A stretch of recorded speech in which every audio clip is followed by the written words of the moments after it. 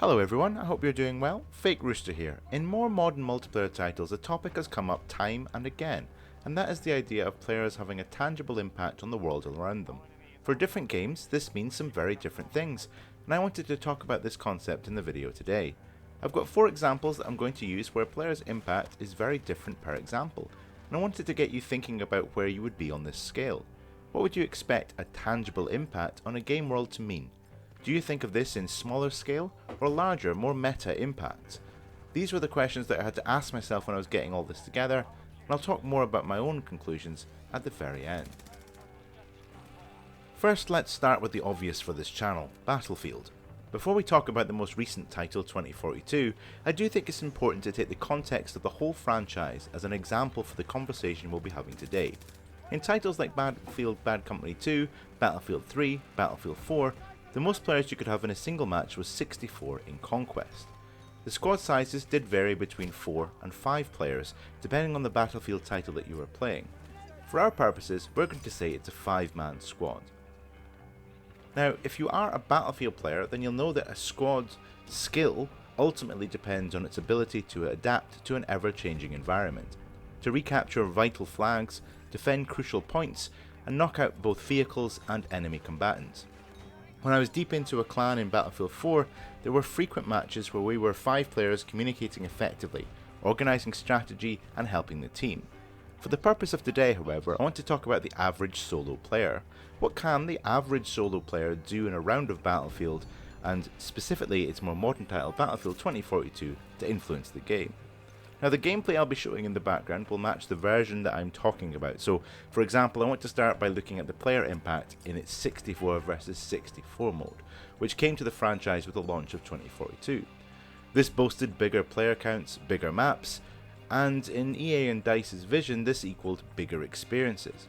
However, as you will know if you follow Battlefield news at all, it didn't quite work out like that. Initially at launch, the game was incredibly challenging to play, with very little cover, explosive spam from vehicles, and little to no direction for the game. For our purposes, I want to talk about where the game is now, and it has come a long way from where it was, and I think 128 player does have its moments. When it comes to the impact you can have as a non-communicating single player, it does not have the same feeling as 64 player Conquest. It is incredibly difficult as a lone wolf to have a tangible impact on the game world match to match, as often if you try to solo cap or flank around the enemy team, anywhere between 1 and 30 people could show up and ruin your day. It's to do with the percentage of players that have similar ideas or know what to look for or have experience. There are more players on the other team, that usually means that more players will respond to you compared to 32 versus 32. In Battlefield 2042 there is inherently a problem with the flag design. It's difficult for a group of players or solo player to capture a sector because you need to successfully capture more than one flag for a lot of the sectors in the game. Unless you succeed in capturing all the flags in a sector, you won't have the impact that you're looking for. Having sectors rather than individual flags scoring points adds the challenge of 64 enemy players coming to ruin your day and stop your fun. Now, I could also say that more players on your team working with you could equal more allies, more of a chance of a flag flank or a push in an unlikely sector of the map. But I know that lemming mentality of following the person in front of you that happens in these larger game modes means that little flanking can go on. You do however get those odd games where a single squad can perfectly utilise a MAV or the CAV brawler to travel flag to flag, but often I find that those flags get retaken before the sector, so the impact can be slightly negated by this. I'm not saying individual players can't have a wide impact on a match, but I am saying it is unlikely you would get the same level of success with the likes of backcapping tactics that you would find in older Battlefield titles. For the 32 vs 32 Conquest mode, which admittedly is often a limited time event unfortunately, traditionally I found that a good squad can genuinely influence the overall outcome of a match. Taking Battlefield 4 as an example, you could take your squad of 5 and have a variety of classes working together. You could do things like lock on with soft lambs to vehicles with the recon and then take them out with the engineer's javelins. You could use smoke grenades to cover your movements and use recon devices to work together. Now there was a great amount of cooperation that you could do in older titles and you would see it fairly often. However, for Battlefield 2042, EA and DICE tried to move around that formula with the introduction of specialists and player choice, which has since been reverted back to classes. Now this, however, has impacted this recipe that you used to see in older titles. For example, as support, you have to choose between health and ammo. You're relying on someone diversifying the loadout for that purpose so that in the field you can find both ammo and health. There are very few gadgets that are used and can work together. Despite this though, 32 versus 32 is your best bet when it comes to making a tangible difference to a game. There's a higher chance of success that you would be able to at least take a flag, which could take the pressure off your team and allow them to move up. Now, because we're playing 32 versus 32, the sector system isn't always there. In fact, more often than not, you will see a single flag be the entire sector. In smaller game modes, inherently a single player can make a huge difference, whether that's a medic that's really paying attention, someone that can push through enemy lines, or a vehicle operator that supports infantry and moves up with it.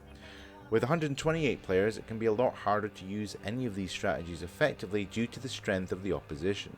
Battlefield has its moments of true single player influence, but most of the time in the larger modes you can get lost in the tapestry of a match. With 32 versus 32, it's still possible to make an individual difference. And with the game's lack of SBMM, it means that you don't really know what you're going up against. You can go against players that are better or worse than you, which can change the way that you as an individual impact the game. If you've got a match where there's a lot of people that aren't paying attention or don't notice flags slowly being capped behind them, then it is devastating for the enemy team. I could really do a video that is just 30 minutes of me talking about Battlefield, but I do want to have points of comparison, so I thought I'd try some large scale shooters that I like or have wanted to try. This brings me nicely onto Planetside 2. Planetside 2 is a game I always wanted to try out, and I thought the context of this video would be a good opportunity to do that. It's a massively multiplayer online game that puts the player in the boots of one of 3 factions battling out over several continents. This can include a couple of thousand players in one massive map. You fight over key objectives all throughout the continent, so for the most part it doesn't feel too chaotic and too focused on one point. But how do you feel as an individual player? Do you feel you can impact the game world? In my mind, because Planetside 2 is putting the player in a different context, it can make a difference in the way we look at the game for our purposes. It's not about you versus hundreds of players at a single time, it's about the impact you have on specific objectives. If you help to capture strategic objectives and give access to new resources to your team, the player impact on the world can be significant. The matches themselves last for hours, so you could jump in, help to capture a point for 30 minutes, then log out, and you would still feel like you as an individual are making a difference in the fight. It helps make the game feel like a war rather than an individual battle. So it's not necessarily about the player that had the bright idea to flank around and capture a point, but it's about the players working for a longer period of time on one objective. The feeling when you've spent over an hour whittling down an enemy's defensive to capture a key structure on the map, or holding off 2 hostile armies at once to retain the advantage by holding that key structure is incredible. I think the ability to lock down a continent after spending a significant amount of time in a match is very rewarding, and is an extremely tangible thing to strive for. You took that point as a team, as a member of that team, you captured the majority of the map and you won. Equally, it can be incredibly addictive to chase a victory that you didn't get, to work harder in the next match, to be a better medic, to be a better vehicle driver, whatever it is, you are still contributing and making a tangible impact to the meta, to the wider world around you. It is, however, very unlikely that you, as an individual player, will change the course of a match, but you can make an impact on a smaller scale by taking a role in the course of those matches. Planetside 2 is a great example of a game built from the ground up with the idea of how to get the player base heavily involved in the outcome of a match, how to take grand scale to the next level, and show what a team can do when it works together for a shared goal. From there I want to talk about Battlebit. Now, Battlebit Remastered is a game that is heavily doing the rounds amongst the gaming community right now, and it's a game that takes the idea of less is more and runs with it. Battlebit is a game full of customization, variety, and unique gameplay. It takes some hardcore elements from games such as leaning, ammunition management, faster time to kill and destruction, and adds it into a lower graphical setting. It was created by just 3 people and aimed to put a spin on the Battlefield formula of older Battlefield titles. The game has very simple roadblocks, art style, and it just works. It runs incredibly smoothly, especially considering this game is 127 versus 127 players, but it never feels too crowded or unbalanced. The game includes vehicles and a class system which encourages working together and combined arms. It's making waves just now as it showcases that fancy graphics are no substitute for substantial gameplay, that you can make a game that is Roblox but with some really fun core mechanics in there. As for player influence, my argument for this is going to be similar to what I had said about Battlefield's 128 player mode.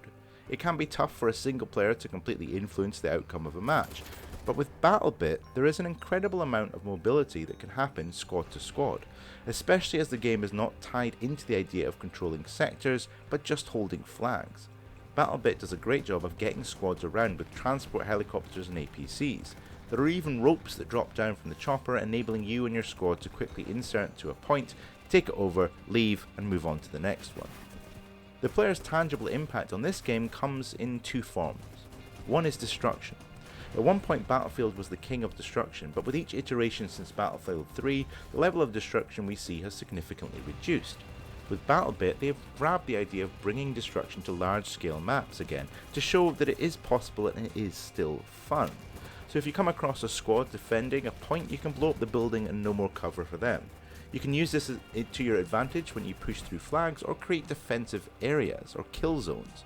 Arguably all it takes is one player with an RPG to make these differences, but destruction is an incredibly underrated part of a match, and you can really show your influence in a game. The other form is in flag captures. This is where Battlefield 2042 could have set itself in the same category, but again, with the sector system it kind of loses out. As an individual player though, you don't need to take a point, you can just start attacking it, and that will draw the team off of different areas of the map, which can help the rest of your team push through. It can be challenging to get these great flanks off, but with a wide variety of vehicles, which most importantly have the capacity to carry a lot of soldiers, it's more likely that these flanks can take place. If you're not the person doing the flanks, you can still have an impact by being a great pilot or a good APC driver, knowing where to drive and where to drop people off. You can make a big difference to how these games play out. And lastly, I want to talk about War Thunder. Now this is an interesting example. Like Planetside 2, it is also a free-to-play game, so it has quite a big player base. And the reason this is interesting is that how knowledgeable some players are in this game and how they can read and influence a match. I've probably actually watched more War Thunder than I've played it, because it's always entertaining to watch people like Fly Daily and Oddboz use their intense knowledge of the game to showcase different vehicles. Now War Thunder, if you don't know, is a vehicle-based shooter. I would still absolutely consider this a first or third person shooter, as a lot of the same principles apply, although there is the added element of vehicle movement, how they perform and where to shoot them. It is a hardcore shooter in the sense that you can kill and be killed in one hit, which comes from the knowledge you have over the shell types and vehicles as well as armor in the game. There are a couple of modes for this game, but they mostly focus on point control, domination style games. You can have up to 16 players in a game, and depending on their lineup vehicles, they can have a variety, including helicopters and aircraft, depending on the battle rating that you are playing at. The vehicles range from World War II to near modern, so there is a diversity in what you could play during a game, and a wide variety of skills you'd need to learn and master. With its smaller player count and an emphasis on knowledge, this may be the best of the examples we could give for match-to-match influence a solo player can have. The smaller percentage of players can make a massive difference to the outcome of a game. I could say just have a look at the YouTube channels I mentioned, because they do a great job of demonstrating this. If you have the time to invest into this game, it can be incredibly rewarding, but to get the most out of the game, this involves a premium subscription to proceed much quicker through the game, but it does not inherently give you an advantage. That is a subject for another video. As someone who isn't good at the game to any degree, I get a lot of enjoyment from it when things go well and I can get a couple of kills without dying or even just capture a point. If you can find the perfect spot to hold a flank with, say, a tank destroyer, or take a heavy tank into a capture zone, you can seriously turn a game around. When you've been killed in a tank, you can come back and keep fighting for your team in a plane or any other vehicle that you have available. I think the tangible impact is that it's not in one life you can make a difference, it's the knowledge that comes together with player ability that you can completely dominate matches, knocking players out before they even had a chance to make any sway over the game.